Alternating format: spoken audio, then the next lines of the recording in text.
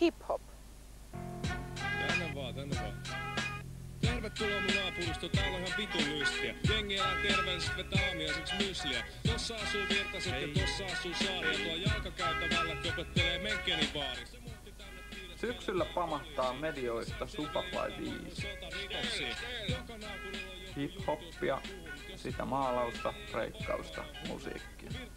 Viinan se on ihan vitun kuskissa. Se saaren vanha äijä runkkaa päiväkodin puskissa. Täältä päin kun kattoo, niin ei meinais usko. Mä toivotan teidät tervetulleeksi mun naapurustoon.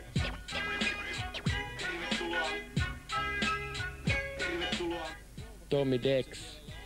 Ja Jepä vois varmaan vähän kertoa, että kuinka jätkä on duunannut ja mitä sä oikein duunaat loppupeleissä? Soitan hip-hoppia, breakbeattia, kolua vanhoja breikkejä, käyn divareissa penkomassa ja vinyylirotta tällainen. Sekin on tuo levarismi, että se on kumminkin niin tuore musiikin laji. Jotkut ei vieläkään edes tunnista levarismia silleen, että se on, se on kokonaan, että sä käytät levysoittimena. Gilbert joskus sanoo, että ehkä niinku just joku turntable jazz, se on oikein nimitys tällä. Että se on, tää on niin tuoretta, niin koko ajan niitä soundeja ja just niitä tekniikoita kehittyy.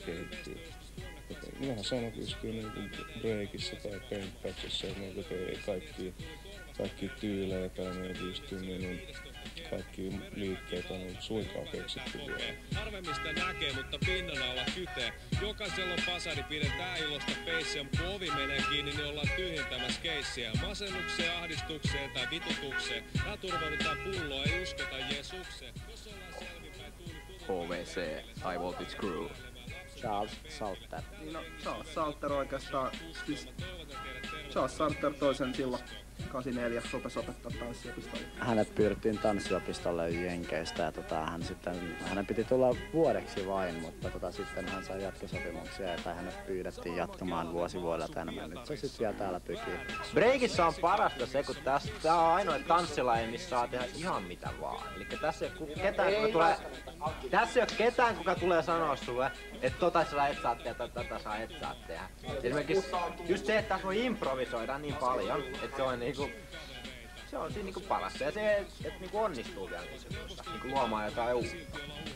Rikollisuus kasvaa ja päihteet sen kun kovenee. Seuraavaksi alkaa jengi kuolla sun kotioven eteen. On lottovoitto syntyä Suomeen. Ei se kyllä musto. Tuu kattoo mitä mä voitin tänne mun naapurustoon.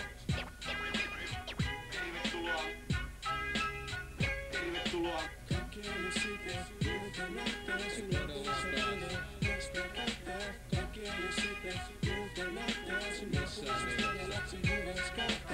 Mitä on hip-hop? Käy katsomassa. Superfly löytyy osoitteesta www.superfly.net.